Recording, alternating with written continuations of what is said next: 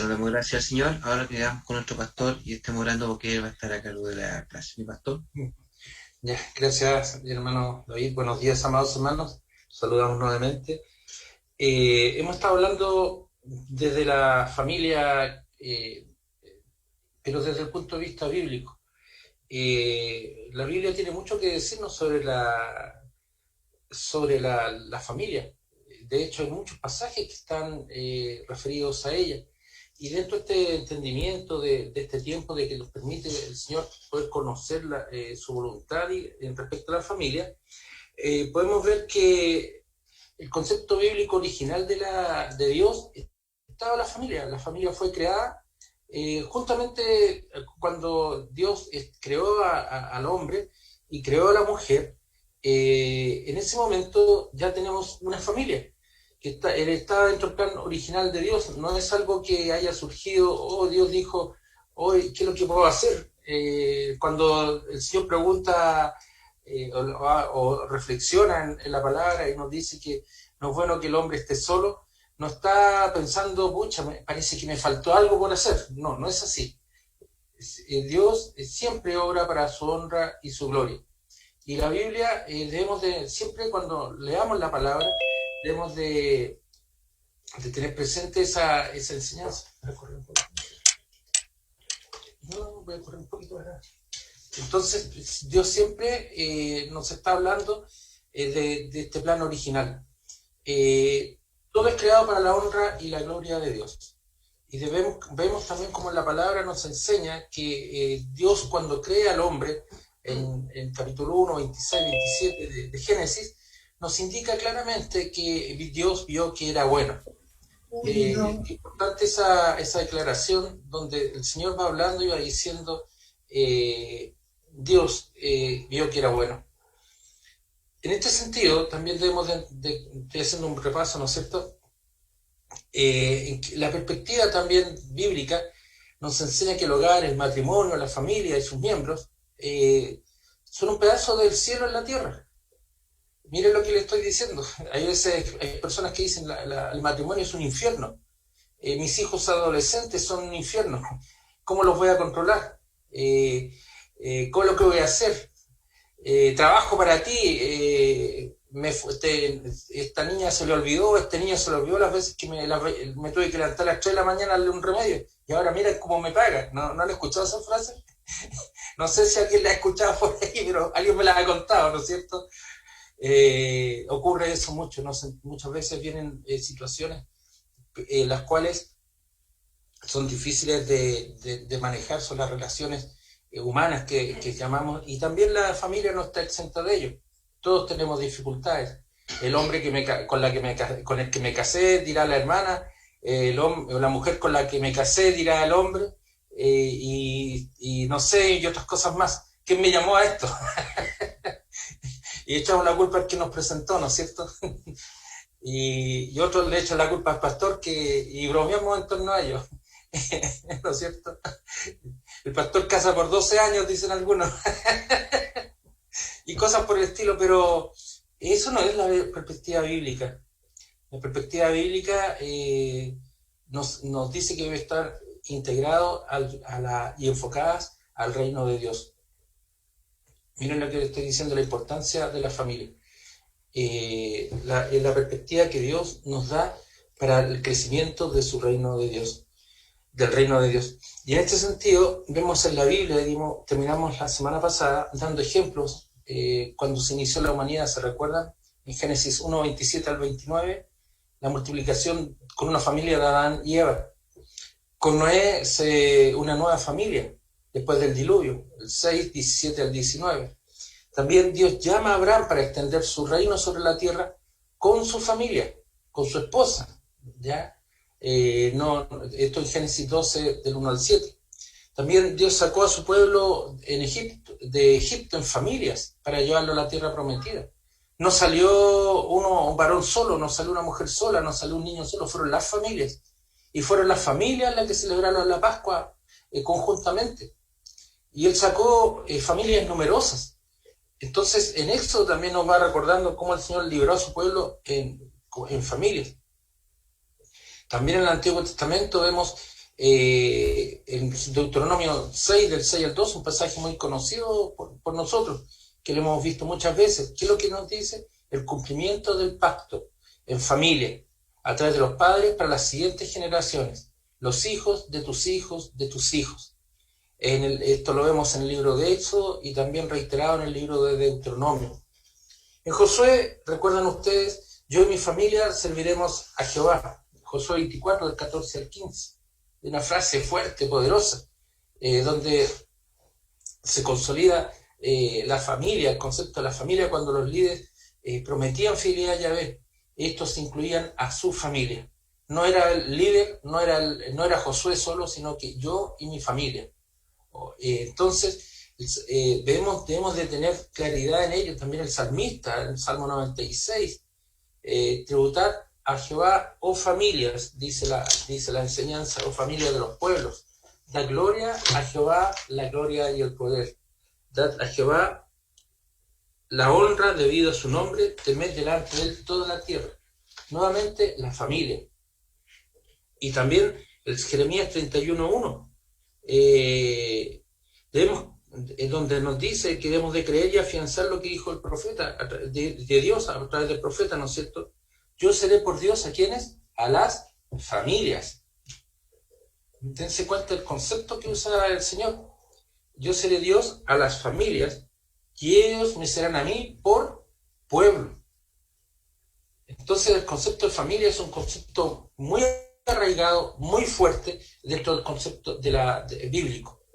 También Pablo en el Nuevo Testamento, y aquí vamos a entrar ya derechamente a la lección del día de hoy, tenemos que entender que hay una perspectiva bíblica del reino de Dios y el pacto de Dios para con nuestras familias. Hablamos del pacto, la teología del pacto, la relación de Dios conmigo, ¿no es cierto?, de salvación. Pero la teología del pacto es mucho más que eso, es mucho más amplia. No es algo cerradito en que uno dijera, soy yo y Dios solamente. Y los demás, un, dos, tres por mí y por mis compañeros, no es así. Un, dos, tres y por mí y por nadie más. ¿Se acuerdan cuando jugábamos candadito cerradito? Soy yo solamente, esos juegos de niños. ¿Recuerdan ustedes cuando soy yo y nadie más? No. Es ahora un concepto en el cual la palabra nos va hablando de la familia en relación al pacto, en relación al reino de Dios.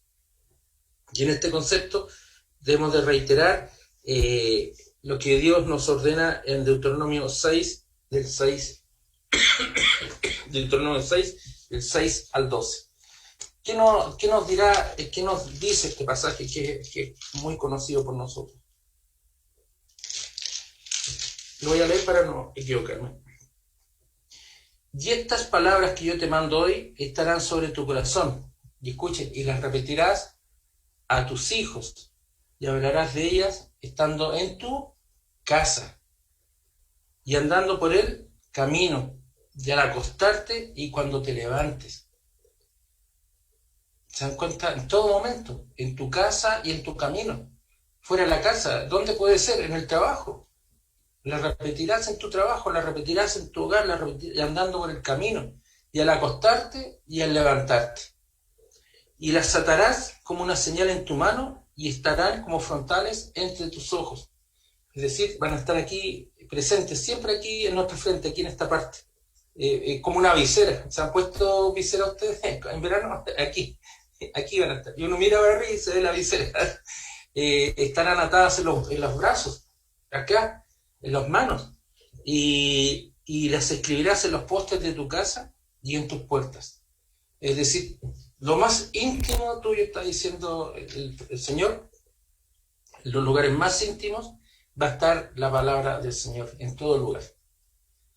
La parábola, otro ejemplo que vemos, por ejemplo, en Mateo, nuestro Señor Jesucristo, dice que en Mateo hay una hermosa parábola de Mateo 20, versículo 1, donde dice, porque el reino de los cielos, escuchen bien, es semejante a un hombre, padre de familia. Mateo 20, 1, padre de familia que salió por la mañana a contratar obreros para su viña. El Señor Jesús está enseñando el reino de Dios a través de la familia. Y otra parábola que también es hermosa. Mateo 21:33. Hubo un hombre, padre de familia, el cual plantó una viña, la cercó de vallado, cavó en ella un lagar, edificó una torre y la arrendó a unos labradores y se fue lejos. La parábola de los labradores malvados, ¿no es cierto? Se dan cuenta, en otra parábola, también del Señor Jesús, también dijo, un hombre tenía 2 hijos, y el menor de ellos dijo a su padre, Padre, dame la parte de los bienes que me corresponden, y le repartió los bienes. Lucas 15, del 11 al 12. Esa es una parábola hermosa, referida a que nosotros conocemos como el hijo pródigo, y yo digo, es el padre pródigo, es el padre generoso, es el padre amoroso. Ya no es el hijo la perspectiva, sino que es el padre misericordioso, el padre que perdona la maldad de su hijo. Es así como vamos viendo, mis amados hermanos, cómo el Señor Jesucristo nos va mostrando a través de la propia enseñanza de los evangelios que la importancia de las parábolas, la importancia de la familia dentro de lo que son las parábolas y la enseñanza que nosotros debemos de tener sobre la familia. Y yo quisiera incluso agregar en Mateo 19, antes que comiencen, ya el Señor ya está enseñando sobre las parábolas, dice que Él nos habla sobre el divorcio, problemas de la familia, nos habla del divorcio, nos habla cómo el Señor bendice a los niños, que son hijos de las familias, orar por ellos. Estoy viendo Mateo 19, y también la vida espiritual del joven rico. Y dentro de este contexto es donde el Señor va hablándonos sobre las parábolas, nos va hablando a través de la familia. Recuerden ustedes por qué el sentido de las parábolas no era que todos comprendieran. Ahí hay un error. Muchas personas piensan y dicen, el Señor está hablando en parábolas para que todos lo puedan comprender. Y la verdad de las cosas, mis amados hermanos, es que las parábolas es para los hijos de Dios. Se ven como simples, pero son muy profundas, porque nos hablan del mensaje de Dios a su pueblo, a través de nuestro Señor Jesucristo. Por su parte, debemos decir también que Pablo también nos habla sobre la familia, pero a través de un matrimonio, para la construcción del reino de Dios. Veamos Hechos 18, 26. Comenzó a hablar con denuedo en la sinagoga, está hablando Pablo, pero cuando le oyeron Priscila y Aquila, le tomaron aparte y le pusieron más exactamente el camino de Dios. Cuando toman ellos a Apolos, ¿se recuerdan? Toman a Apolos, que él predicaba en un hombre, dice la palabra, de un judío, que tenía un gran denuedo, pero como quien dice, le faltaba calibrarlo. O sea, ustedes han visto que hay motores que, escuchen un motor, a veces, aquí pasa lo mismo. Hay muchos hermanos que saben de la Biblia, muchos hermanos que saben de doctrina, pero les falta el pequeño ajuste para que puedan funcionar bien.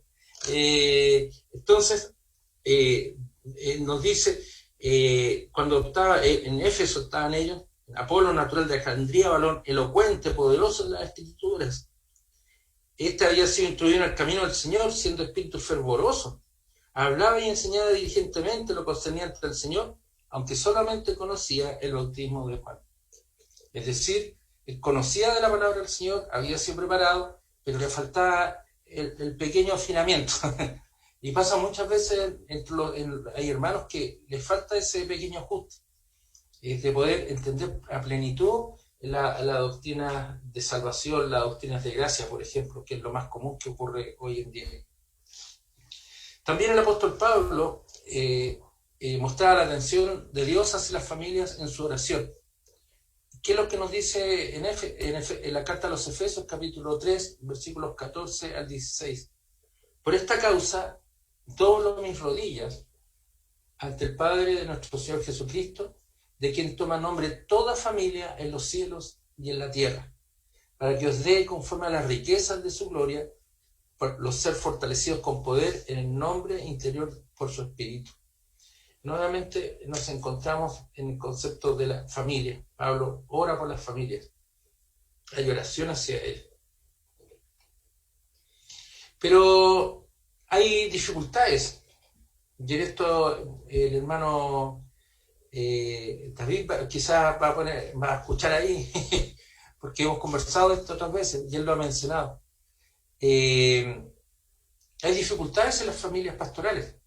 Hoy día vamos a hablar un poquito del pastor y de los hermanos. No solamente del pastor vamos a hablar. Y por favor no piensen con nombre y apellido, sino de lo que significa involucrar a su familia en el ministerio.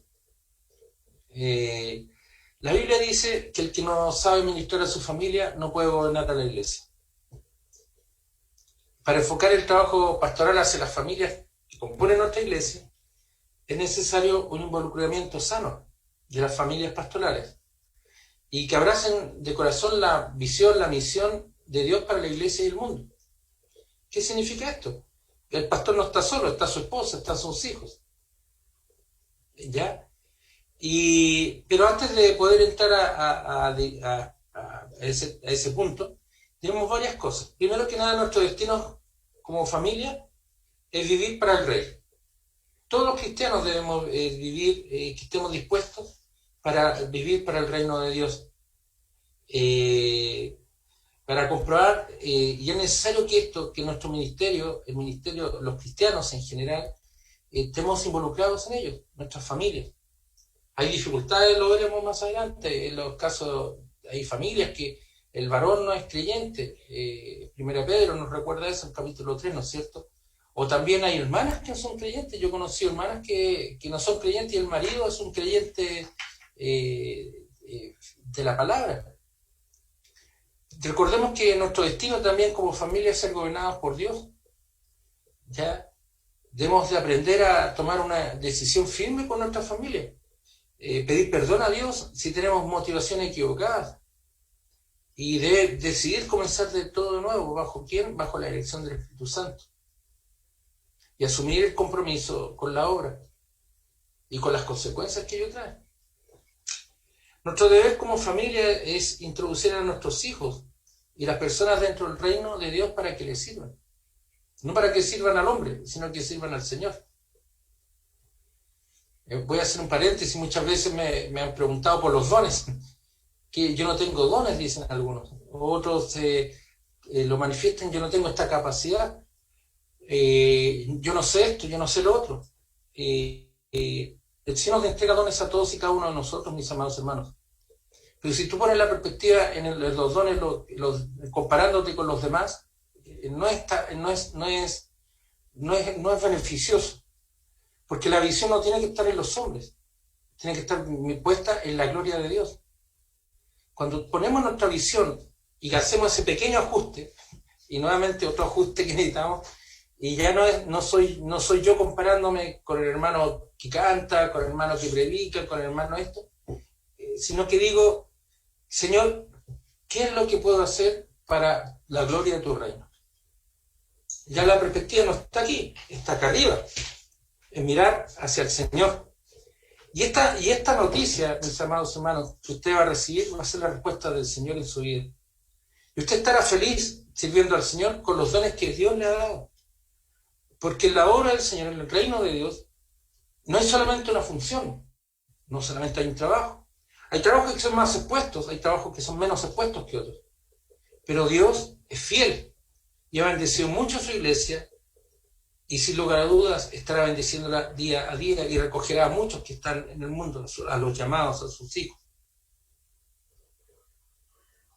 Entonces, en ese sentido, mis amados hermanos, debemos de nosotros no preguntarle, compararnos con los hombres y decir que no tengo dones, yo no sé qué hacer, no. Diz en tu oración, Señor, gracias, Señor, por permitirme trabajar para tu honra y tu gloria. La invitación no es a colocar la visión acá, sino que es acá arriba, mirar hacia el Señor. Entonces, en ese sentido, debemos de reiterar, miremos la gloria del Señor para trabajar en el reino de Dios, para que le sirvamos adecuadamente. El Señor está ahí mostrando eso. No son los más carismáticos, no son los que más risueños, no. Es aquellos que el Señor llama para trabajar en su obra. A mí me encanta ser portero, siempre me ha gustado ese trabajo. Y encuentro, cuando me asignaron ser portero, estaba en la iglesia, me sentía tan contento. Estoy contando una experiencia personal, me puedo aprovechar porque estamos en clase, ¿no es cierto? Y sentía que ese era el lugar más importante de mi trabajo. No porque estuviera uno abriendo la puerta o cerrando la puerta o diciéndole a los hermanos que estábamos orando, que no podían entrar, que guardáramos silencio, ni ubicarlos, sino que era para la gloria de Dios. Y al servir a ellos, en el trabajo que el Señor me daba, me permitía, yo sentía poder escuchar atentamente todo lo que ocurría. ¿Y por qué? Porque era la última línea, me sentía como empujando a la ovejita y al mismo tiempo me permitía estar muy atento en lo que siga predicando y siga enseñando, porque tenía que estar atento a los tiempos. Si estaban orando, tenía yo que decirle a los hermanos que por favor esperaran. Me obligaba a estar atento en ellos. Cuando se estaba predicando, me obligaba a decirle a los hermanos que guardaran silencio. Cuando los hermanitos llegaban tarde o no tenían espacio, me permitía orientarlos. Entonces yo digo, es un trabajo hermoso. Todos los trabajos en el Señor son hermosos. Pero cada uno debe pedir al Señor que para la honra y la gloria de Dios, para la construcción del reino de Dios, nos dé el mejor trabajo, para servirle a Él. No pensando en el hermano los dones que tiene el otro, le vuelvo a insistir, sino mirando arriba. Mirar a los hermanos es esto. Yo no estoy diciendo que sea malo, pero la visión es corta. Es como estar mirando así. Mi papá siempre me decía, levanta la cabeza. Me decía, nunca le aprendí, digamos. Levanta la cabeza, me decía. ¿Para qué? Para que pudiera ver mejor. Pero si miro a los cielos, veo la eternidad, veo la plenitud. Así que ahí, hermanos, cierre paréntesis, cuando pensemos en qué dones tengo, preguntemos al Señor, Señor, para tu honra y tu gloria, ¿qué debo hacer? Muéstrame tú, para tu honra y tu gloria. Sea una, sean 10, sean 20. El Señor sabe, ¿no es cierto? Eso ya el Señor sabe cómo nos va dando esos dones. Algunas concepciones quiero mencionar, y con esto motivo a los hermanos para que vayamos reflexionando. Con esto no quiero justificar a los pastores, no, sino que tiene que haber un involucramiento pastoral en el trabajo de la obra. Algunas iglesias, algunas organizaciones dan por hecho que la esposa del pastor automáticamente es la pastora de la iglesia y tiene la obligación de asistir a todas sus actividades y ser la presidenta de la sociedad femenina, y ese es el concepto de muchos hermanos. Hay otros hermanos, estoy hablando de una realidad, pensaban que la esposa del pastor debe ser la ayudante emergente del pastor. Y la directora de la escuela dominical, ya a pesar que no tiene dones propios para dicho cargo, igual tiene que estar ahí. ¿Por qué? Porque es la esposa del pastor. Se piensa eso dentro de las iglesias. Y también otro tanto, dentro de este planteamiento, pensaba que la esposa del pastor debería dedicarse al cuidado de sus hijos demasiado desordenados. Miran a los hijos y no entrometerse en el trabajo pastoral, o sea, sobre todo en el trabajo de las sociedades femeninas, donde ella ocasiona muchos problemas. Bien, es posible que haya más concepciones, sin lugar a dudas, y puntos de vista. También he escuchado de hermanas, yo soy la esposa del pastor, pero no tengo nada que ver con la iglesia. También hay posiciones como esa, y seguramente ustedes se han encontrado con esa o con otras más. Pero ahí, ¿cuál es el punto? Es que reflexionemos en torno al involucramiento de la familia del pastor en el ministerio. ¿Ya? Ese es el punto. Entonces, ahora vamos a pasar a pensar cómo deben involucrarse los propios pastores o cómo deben involucrar los propios pastores a sus familias en el ministerio pastoral. Hay algunos pastores que piensan, mi esposa no tiene que ver con el trabajo de la iglesia. El ministerio de mi esposa, dicen, es atender al esposo y a los hijos. Usted me contrató a mí y no a mi esposa. ¿Han escuchado eso? Yo he escuchado muchas de estas cosas. Ahora, si quieren pagar el doble, bueno, mi señora está dispuesta. Yo escuché eso una vez. Y así involucro a mis hijos y a mi esposa en el trabajo ministerial. Hay otras hermanas que dicen, bueno, yo soy la esposa del pastor y soy la pastora de la iglesia. Y cualquier situación, cualquier tarea, cualquier trabajo ministerial, yo los puedo hacer, aunque mi pobre esposo no pueda. ¿Ya? Ahí hay otra visión. Siempre hay tensiones en la iglesia, no sé si se han dado cuenta. No, no estoy juzgando a nadie, por favor, no piense que están pensando en ello, porque si no estaría involucrado en unas tasas causales, cosa que espero que no sea mi caso, ¿no es cierto? Entonces, otros dicen, yo soy el pastor de la iglesia y mi esposa tiene dones para el ministerio. Ella, por lo tanto, ella no es responsable de esta iglesia y si en algo puede ayudar con sus dones, pregúntenle a ella. Ahí hay un pastor totalmente desapegado, hablen con ella. Yo no tengo nada que ver, no me pregunten a mí. Entonces nosotros debemos de pensar en qué línea, en qué sentido. Estos son casos hipotéticos los que he planteado. Pero ¿cómo debemos de pensar nosotros dentro como pastor o líder de la iglesia? Hay un contexto de vida y hay un entendimiento de cómo relacionar la familia y el ministerio. Y en este sentido, ¿cuál es la respuesta que nosotros debemos de tener? ¿Cuál es la respuesta que nosotros debemos de buscar? Es que mi familia, yo seamos agentes del reino de Dios. Y ser agente del reino de Dios significa participar del reino de Dios y trabajar del reino de Dios. Tanto los pastores, presbíteros, diáconos, familias en general. Y en este sentido, la respuesta pasa por involucrar a nuestras familias en el ministerio, centrando nuestra vida en Dios y no en nuestra familia. Nuevamente vamos al concepto de familia.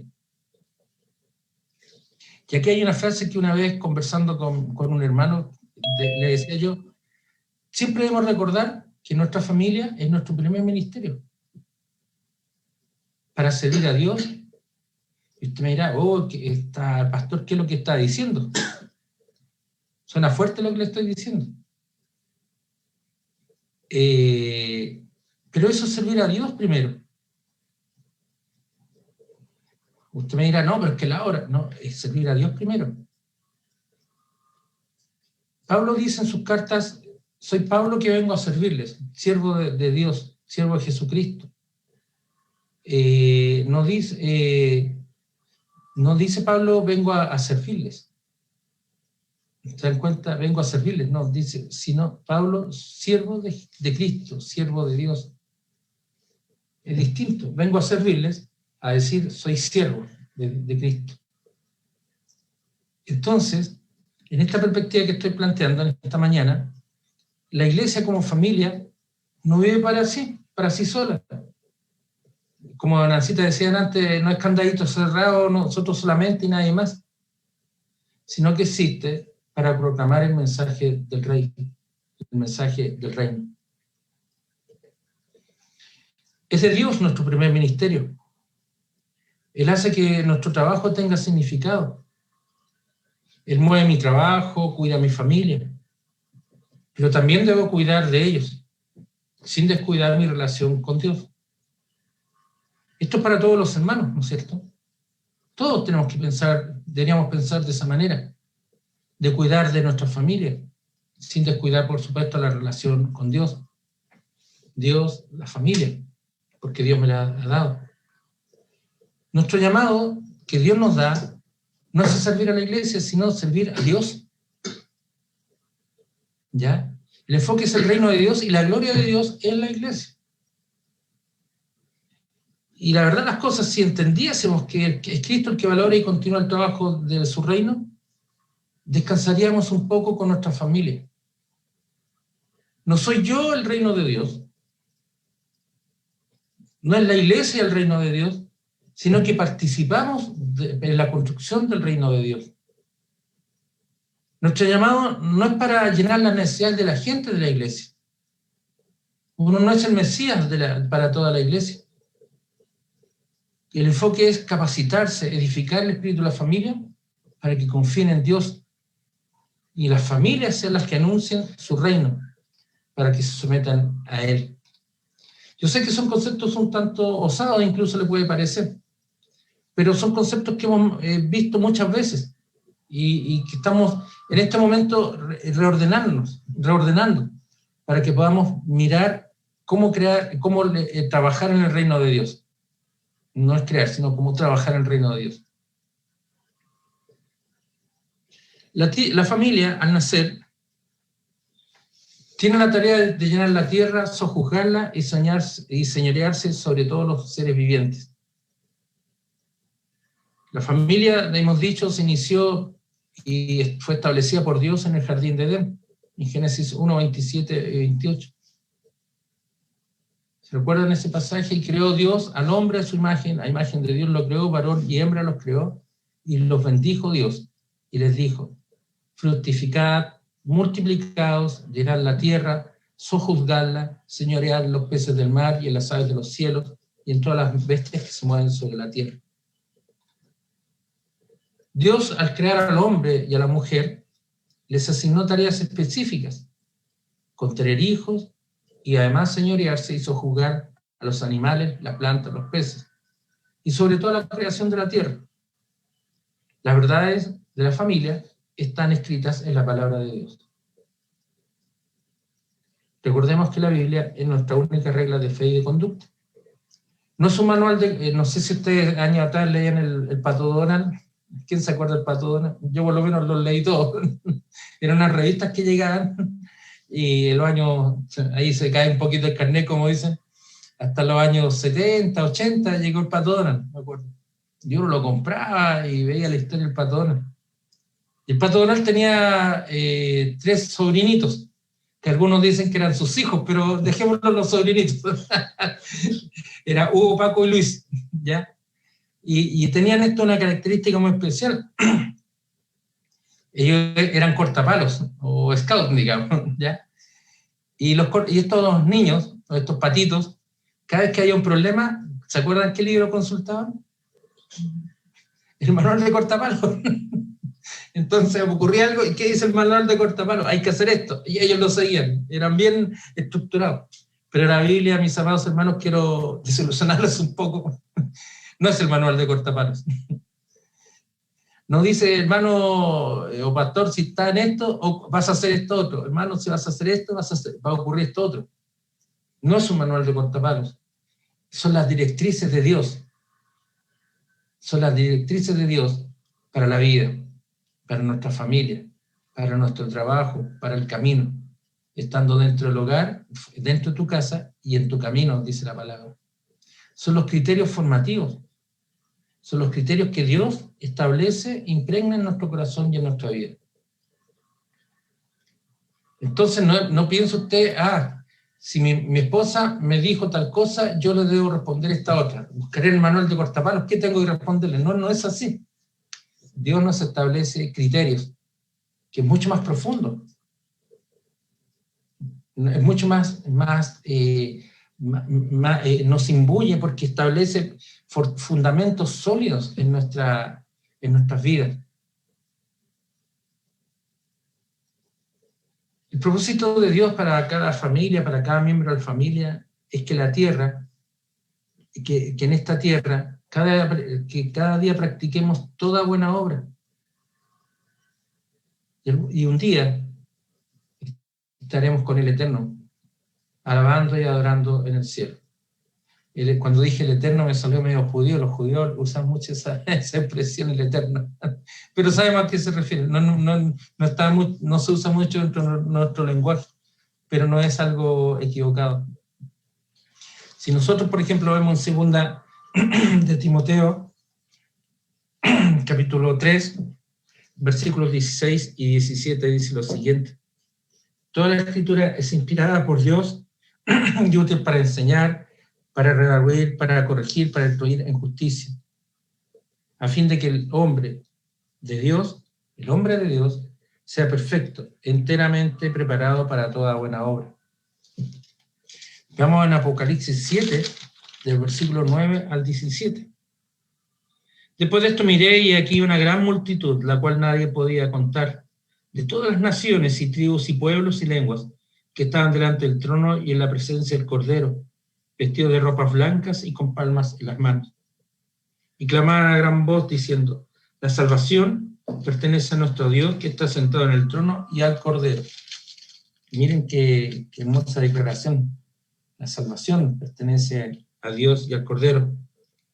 Y todos los ángeles estaban en pie alrededor del trono y de los ancianos de los 4 seres vivientes y se postraron sobre sus rostros delante del trono y adoraron a Dios, diciendo: Amén.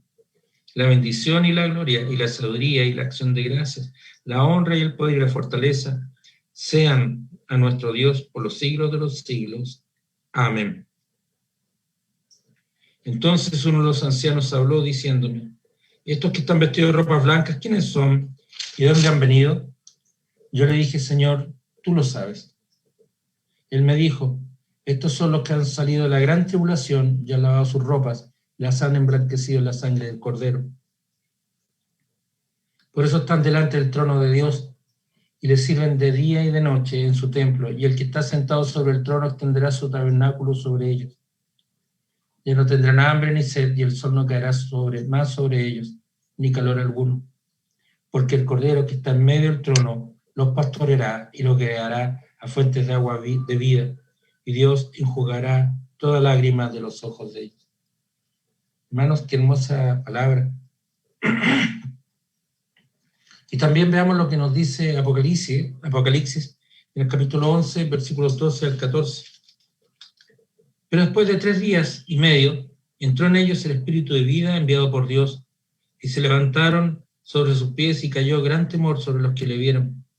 Y oyeron una gran voz del cielo que les decía: subid acá. Subieron al cielo en una nube y sus enemigos los vieron. En aquella hora hubo un gran terremoto y la 10ª parte de la ciudad se derrumbó. Y por el terremoto murieron en número 7,000 hombres, y los demás se aterrorizaron y dieron gloria al Dios del cielo. El segundo ay pasó, y aquí el tercer ay viene pronto. Hermanos amados, cada miembro de la familia, de cada familia, el Señor nos llama a las familias cristianas, estamos a practicar toda buena obra. Y por lo que hemos leído, sabemos que estaremos eternamente con Él, alabándolo y adorándolo en el cielo. Cuando Dios creó y ordenó a los seres humanos dar fruto y multiplicarse, aseguró con su poder que en la familia, en matrimonio, haya hijos que le adoren y fueran semejantes los unos a los otros. Recordemos nuestros hijos cuando son pequeñitos, son débiles e incapaces de valerse por sí mismos. ¿O usted dejaría una guaguita llorando todo el rato? De tal manera que necesitan un largo tiempo de cuidar a los padres para poder sobrevivir y conocer a Dios. Es una etapa linda. Esto lo vemos en Génesis 2:24. Génesis 2:24 que nos dice lo siguiente. Por tanto, dejará el padre y a su madre y se unirá a su mujer y serán una sola carne. Marcos 10:9. Marcos. Espérense un poquitico, por favor.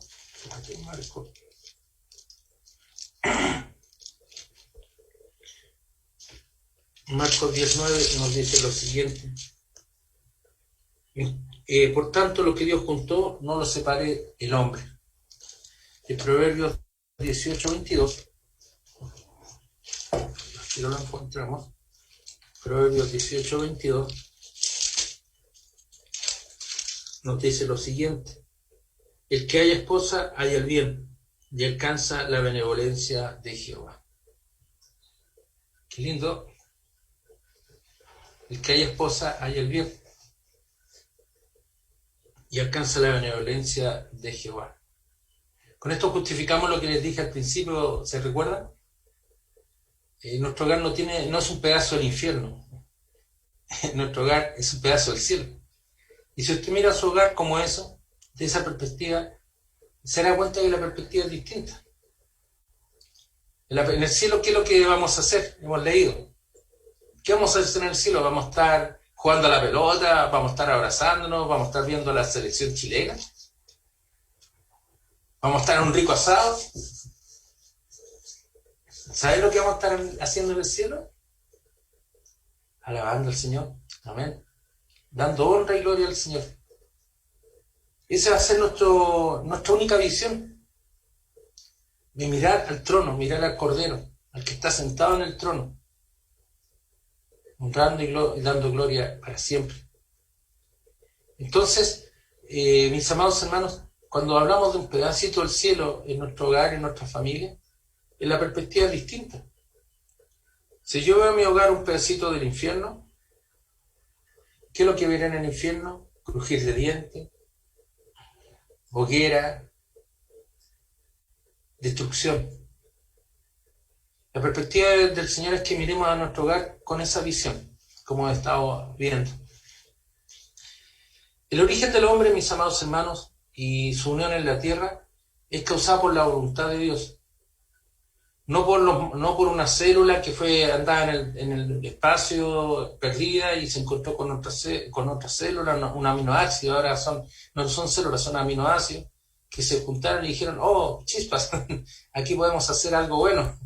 Y empezaron a multiplicarse y crearon una ameba, y de ahí un monito, una ratita, perdón, y después un mono, y así sucesivamente. Eso no existe. Eso es especulación, es un mito. No tiene fundamento alguno. La familia, el hombre, el origen del hombre y la mujer es causada por la voluntad de Dios. Dios convoca a las familias para la perfección humana y cristiana. Para esa vocación a la santidad universal ha llamado Dios a todos los fieles para integrarse a ese propósito.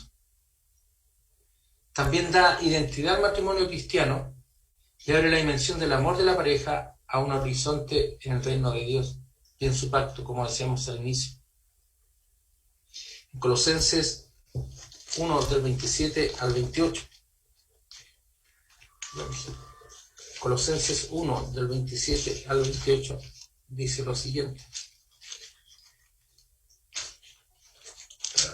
Se me pegó la hojita acá. Colosenses 1, del 27 al 28. A quienes Dios quiso dar a conocer las riquezas de la gloria de este misterio entre los gentiles, que es Cristo en vosotros la esperanza de gloria, a quien anunciamos, amonestando a todo hombre y enseñando a todo hombre en toda sabiduría, a fin de presentar perfecto en Cristo Jesús a todo hombre. ¿Qué significa esto? Significa que Dios es el que sella nuestros matrimonios. Dios es el que sella la perfección humana y cristiana. Caminamos a la perfección, le llamamos en 2 Timoteo 3. Estamos preparados para la perfección. Estamos ciertos que en esta tierra no vamos a alcanzar la perfección, pero caminamos hacia ella. Y fue en ella donde Jesucristo, fue en una familia donde Jesucristo fue enseñado, instruido en todo aquello que el Espíritu Santo consideró necesario para desarrollar el ministerio en la tierra. Acuérdense María, José y el Señor Jesús, y sus hermanos y hermanas. El Señor Jesús no estuvo solo en su niñez.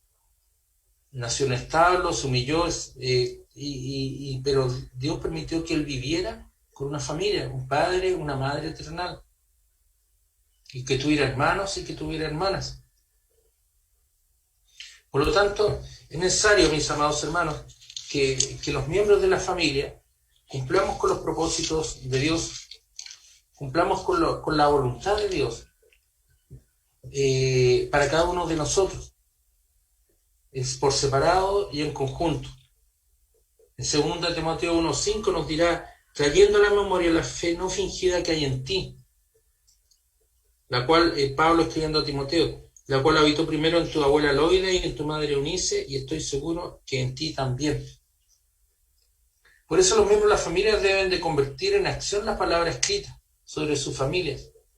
Y lo que nos dice Santiago, la fe sin obras es muerta. ¿Dónde voy a ir a predicar en primer lugar? Volvemos a nuestro estanque de agüita. Hermano David, cuando falten 10 minutos me avisa, por favor. Estamos en la hora, parece. Ya, quedan 2 minutitos, gracias. Pensemos en el estanque de agua. ¿Se recuerdan que la semana pasada hablamos de un estanque de agua? Yo les contaba que en el colegio donde yo estaba hay un estanque de agua donde había pececitos y uno tiraba monedas para la buena suerte. Pero yo no le estoy hablando de moneditas para la buena suerte, así que pensemos en un estanque de agua, una pileta, una piscina. Y vaya usted y tiene una piedra. Puede tirarla con fuerza o despacito, da lo mismo. ¿Y qué es lo que va a pasar con esa piedra? Va a caer y va a producir un movimiento en el agua que se llaman circulitos perfectos. Como los que tiene Robertito en la cabeza atrás. Ahí, donde mira Robertito, corre un poquito, ahí, párate, un poquito más a tu derecha, párate, enderezate, despacito, enderezate Robertito. Ahí está. Mira, ahora ponte ahí, Roberto. Mire, la cabeza de Roberto ahí, en la piedra. Date vuelta mejor. Eso. Esa es la piedra que cae en el estanque. Y se dan cuenta cómo empiezan los circulitos en forma perfecta a expandirse, más chiquitito. Ya Robertito, te puedes dar vuelta, ya se acabó el castigo.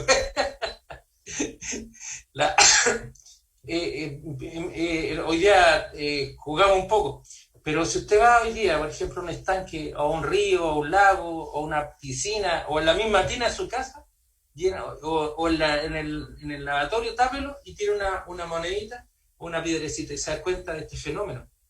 Y los físicos, les decía yo la semana pasada, dicen que esas ondas son eternas, o sea, se expanden hasta el infinito, perdón, no eternas, sino que se expanden hasta el infinito. Pero la primera onda, donde está la cabeza de Robertito, es el primero, él es la piedra, ahí le cayó toda la piedra, pero después empezó a ampliarse. ¿Y dónde va a estar el primer círculo? ¿Va a estar en mi vecino? ¿Va a estar en mi mamá, mi hermano? No, mi primer círculo, ¿saben dónde va a estar? Se llama mi esposa. El segundo círculo ya no es mi esposa, son mis hijos. Después vendrán mis nietos seguramente. Después pueden venir mis papás, mi mamá. Después vendrán mis abuelitos. Después en un cuarto círculo vendrán mi familia. Usted ponga el círculo, haga el ejercicio hoy día. Gracias Davidcito. Faltan 10 minutos, me acusó. Ya voy a terminar ya. Falta la conclusión. Entonces, se van a dar cuenta que cuando piensen en los círculos, póngale un nombre a cada círculo. No estoy haciendo esoterismo, nada, simplemente que piense, que vea cómo nosotros podemos extender el reino de Dios. Pedro nos enseña al cuidado de entre esposo y la esposa. A las esposas les dice que por vuestra fe, nuestros maridos inconversos pueden llegar a conocer al Señor. Miren qué fuerte es lo que estamos hablando. El primer círculo. Nuestros hijos, sin lugar a dudas, tenemos que darle testimonio. Ellos en algún momento de la vida van a crecer y van a salir del hogar. Ese día hay que estar preparado, hermano David. Yo ya la he pasado. Pero ¿qué me dice el Señor? Que tengo que dejarlos preparados. ¿Y cómo los vamos a preparar? En el Señor. Entonces, la enseñanza de la iglesia no es solamente valorar religiosamente de manera individual a las personas que se reúnen cada fin de semana en un edificio. Eso es rito, es una parte. Nos concurrimos, nos congregamos, pero también debemos buscar, en forma urgente, buscar solución a los problemas que día a día viven las familias. Y aquí hay un tema fuerte también nuevamente. Hoy día escuchábamos que los jóvenes se alejan de la fe. ¿Cómo recuperamos? Decía una hermana. Eso es un problema. No es un problema de la hermana, es un problema de todos nosotros. Debemos de dar respuestas urgentemente, y para buscar respuestas tenemos que buscarlas en la palabra, no en el manual de cortapalos, sino en la palabra de Dios. Y en este sentido debemos de entender que la expresión del amor de Dios, el ágape, el amor filial, el amor conyugal, se vive de manera relacional. Ese concepto lo vamos a ver más adelante. Hay una relación intrínseca que significa entre la familia y la iglesia, pero enfocado en el reino de Dios. Y aquí viene lo que les decía adelante. La vida de la familia no depende de lo que otros digan o hagan. sino de lo que agrade a Dios. Reflexionemos en torno a ello, que lo que agrada a Dios. Por lo tanto, debemos de disfrutar lo que Dios nos ha dado. No debemos de sufrir porque no tengo esto, porque no tengo lo otro. No debemos de sufrir por lo poco que me diste. Eso es quejarse. Eso es ser como Adán, la mujer que me diste. O poniéndolo en nombre de las hermanas dirían, el hombre que me diste. ¿Qué pecado tan grande he tenido que me tocó este? No, hermanos, no, hermanas. Eso no es pensar adecuadamente. Debemos demostrar gozo espiritual y la alegría. Y el gozo es un fruto del espíritu. Gálatas 5:25, ¿no es cierto? Gálatas 5:22, perdón.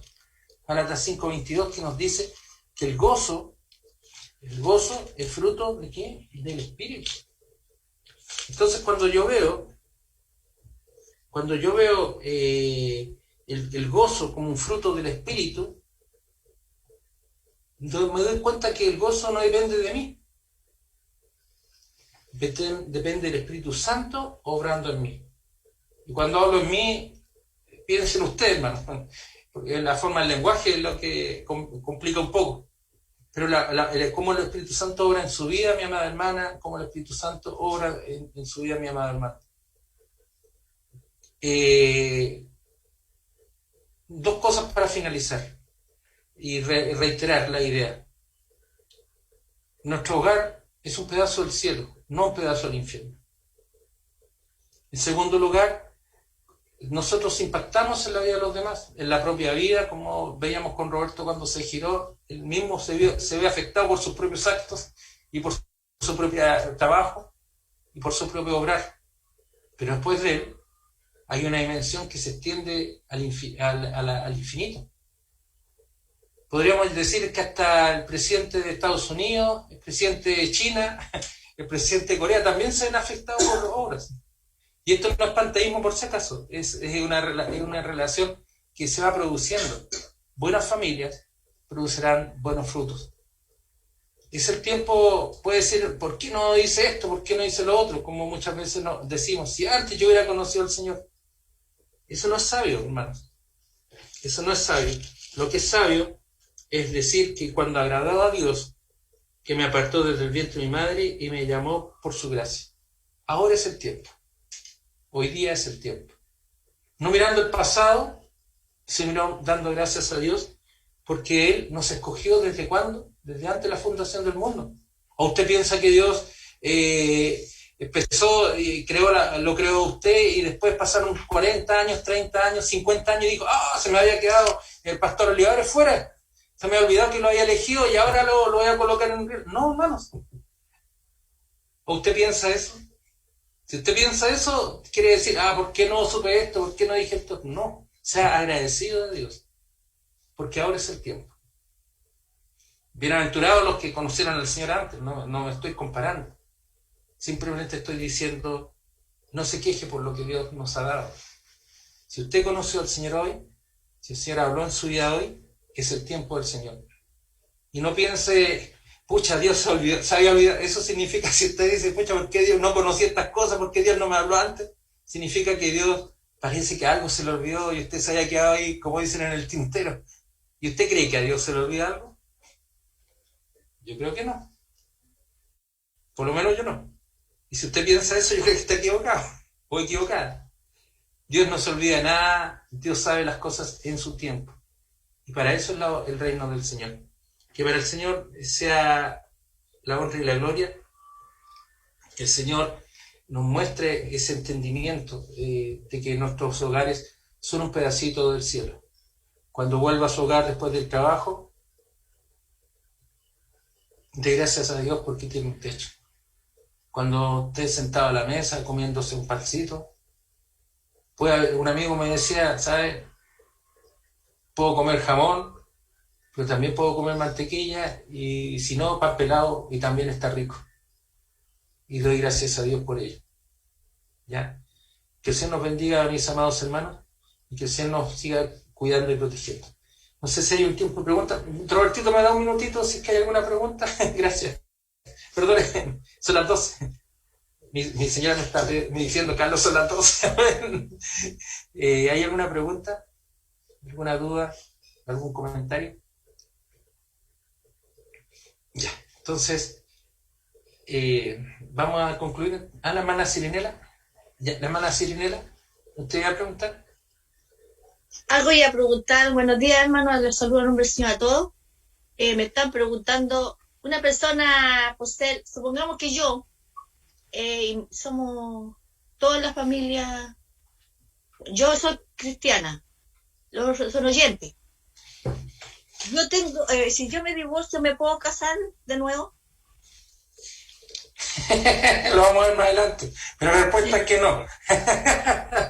Hay un solo caso, no dice la palabra. Y eso es lo que me preguntaron. ¿Ya? Eso me preguntaron. No, dice el Señor, hay que, las personas, son caso a caso, la verdad las cosas, hay muchas divergencias, pero a los cristianos no pueden volver a casarse salvo por razón de adulterio de la otra parte.